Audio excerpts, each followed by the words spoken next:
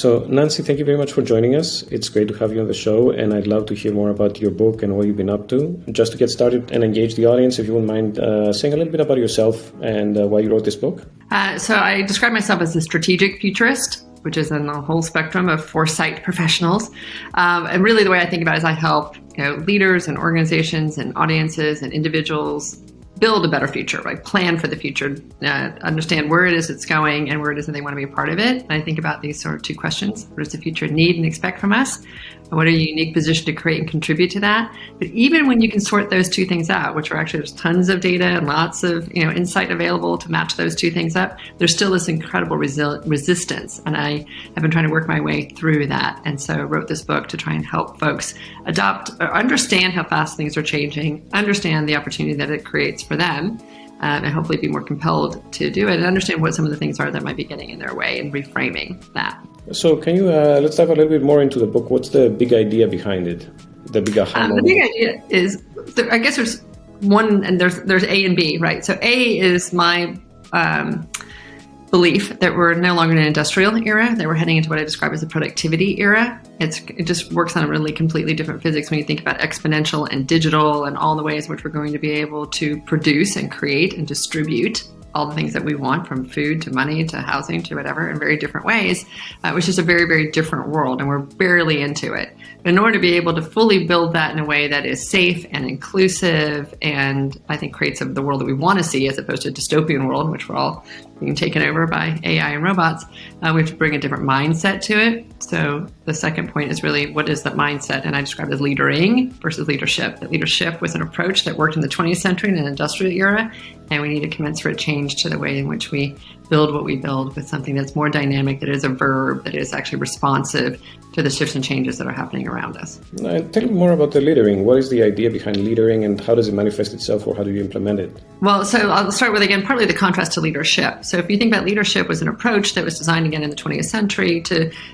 very intentionally root out variability, right? It was designed to be static and hierarchical and closed intentionally, because that's the way you were able to scale and grow really big things. And the emphasis was on short-term profitability, right? Consistent growth and short-term profitability. And again, it worked up until a certain point, but now that we're in a place that is so dynamic and shifting and changing so dramatically and has so many more opportunities, right? There's lots of complexity that we get to untangle now, and a lot of externalities that other view created that we didn't really pay attention to environmentally, ecologically, physical health, mental health, that now we need to go and make sure that we handle better in this exponential, very potent future. And so leadering is really much more of a mindset. It's dynamic and inclusive and caring and adaptive, and it's designed to support constant innovation and iteration and experimentation, and think about this over the term of long term. So it's almost like we're reversing it, right? In the old days it was long R&D for short-term growth and profitability, and now it's a lot of really quick innovation for long-term sustainability and value creation.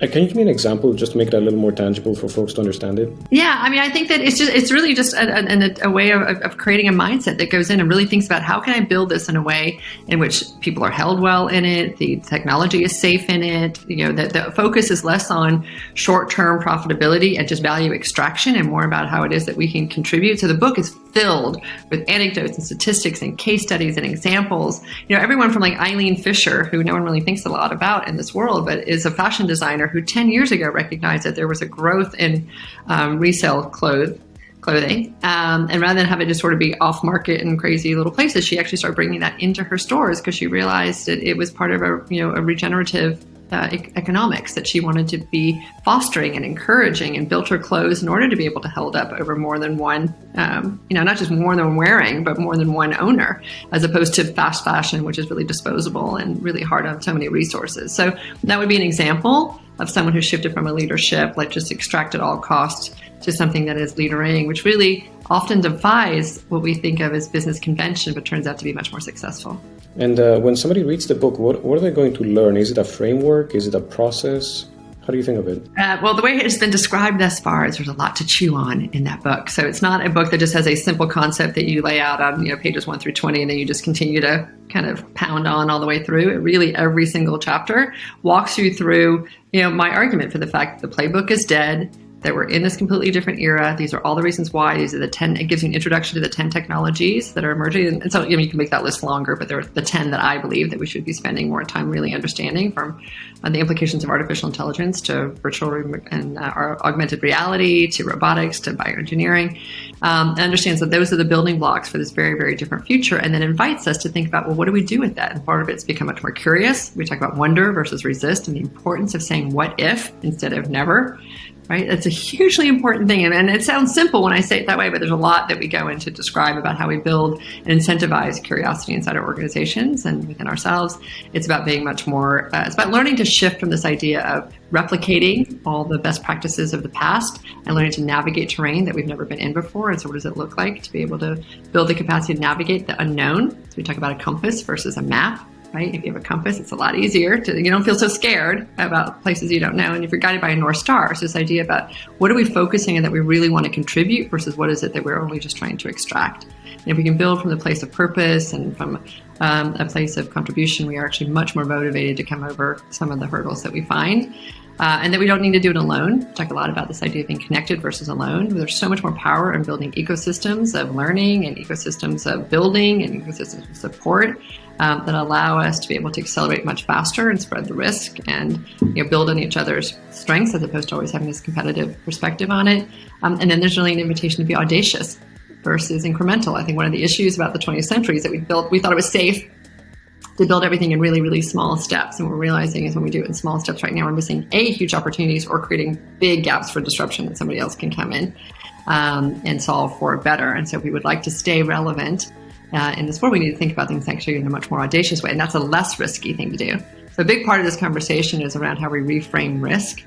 And I will argue again that everything that we built in the 20th century to keep us safe is now the thing that's making us vulnerable in the 21st. So how do we think about that differently? So incremental steps become part of it. Siloing becomes part of it. Always deferring to the hierarchical, most senior person is actually much more risky than diffusing and distributing and building these things very differently. That does sound like a lot to chew on. And I'm wondering, how can someone apply this? Because you've been doing this as well. You're working with leaders and you help them apply this thinking, this mindset. So how can somebody apply this?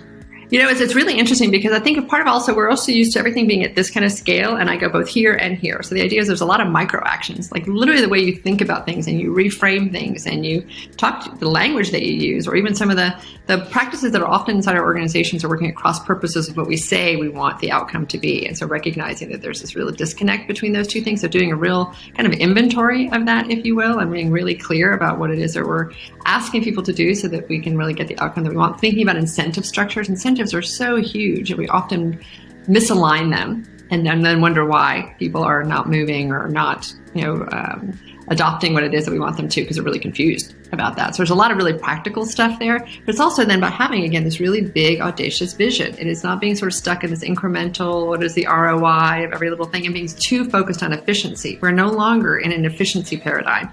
We're in an innovation paradigm. We're in a learning paradigm. We're in this moment, again, of extraordinary productivity creation. And so we need to think about that stuff really differently. So how do we frame it in a much more compelling way? And I've gone through and done that with almost every client. And I can see an opportunity for every one of them about what the future needs and what they're in a unique position to create and contribute to that as an individual, as a team, as an organization, as an industry, as a nation, as a people.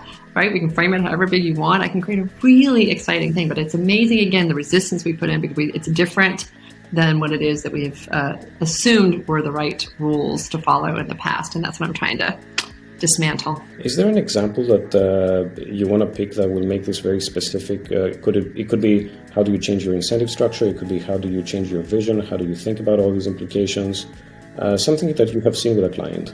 I mean, the things that I go more to, what are the examples of organizations? Because part of what I push back is, we're too big to do that, or we're too small to do that, or we're too this to do that, or too whatever to do that. And one of the closing stories in the book, and we've actually done, if you go to leadering.us, we've done a series of interviews with amazing people who punctuate some of this stuff. But one of them was with Norway Post in Norge. 373-year-old organization that is basically the Postal Service that was recognized as the most innovative organization in Norway in 2019.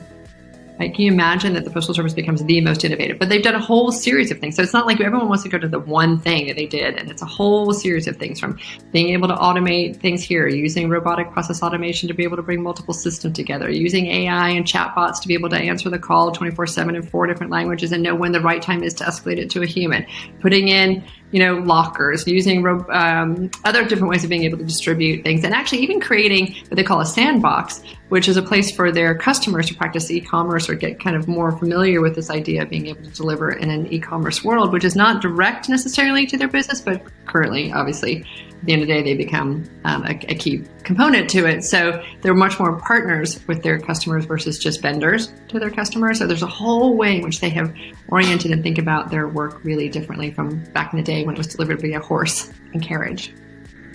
In such an organization that's been around for a long time, a lot of employees, obviously they can't recruit new people or retrain. Is it more about opening yourself to technology, innovation, and having a vision from top down? And just by opening yourself to the technology, it means that you're changing your mindset slowly? No, I think that there's two things that go hand in hand, and I think the technology is forcing our hand around that. But we had opportunities around sustainability. We have opportunities around diverse teams that are not just about the technology, right? There are ways in which we can build things that are safer and better without necessarily just thinking about the tech. But the tech actually, like I say, accelerates that. The way that Alexander, my friend who's the Senior VP of Digital Transformation at Norway Post, describes it, and I've seen this more and more from people, it is about having a vision from the top. I think it does help when it's not so much that it comes from the top, it's just that you have to have a buy-in from there, because they're the persons who at the end of the day are still stewarding a whole bunch of resources. And if they don't believe what you're doing, and we've had that issue with clients that we've gone in and sort of a certain tier is really on board, but if we don't get the folks who hold some of those resources, then it does fall. Although I'm seeing more and more of that actually shift, because they're seeing their business under such threat and they're actually much more open to it. And so then what we see is actually get stuck in the middle more so than it even gets stuck there. But part of it is having buy-in throughout the organization. And then buy-in again is just changing your mindset. This idea that you try something and if it doesn't work, you don't think of it as failure and you aren't penalized for it. And if you start something and it doesn't seem like it's going well, you kill it fast. Because otherwise we sometimes hold on to our pet projects hoping that at some point we're going to be redeemed or we get credited for the longevity of it, as opposed to the fact that, hey, we saw really early on and that one was just not going to work. Or we think about silos inside organizations that prevent us from being able to coordinate or be able to share. Let's go back to incentives. We're incentivized individually, but we're asked to be more collaborative. But then at the end of the day, when we get our reviews, right, we're incentivized for our individual contributions. And so people get really confused about, should I hold on to this information? Should I help my coworker? Should I not? Like, what do you want me to do?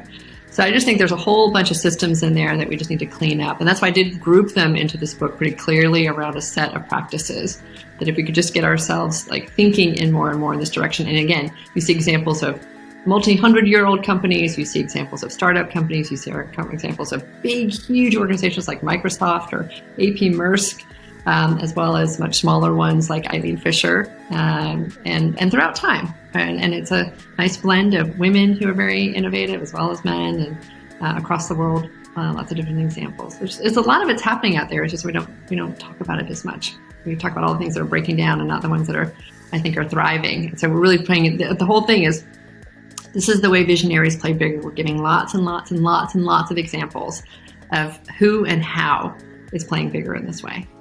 Awesome. Thank you very much for clarifying that. And just going to the quickfire questions, what is your second favorite business book, assuming yours is your first?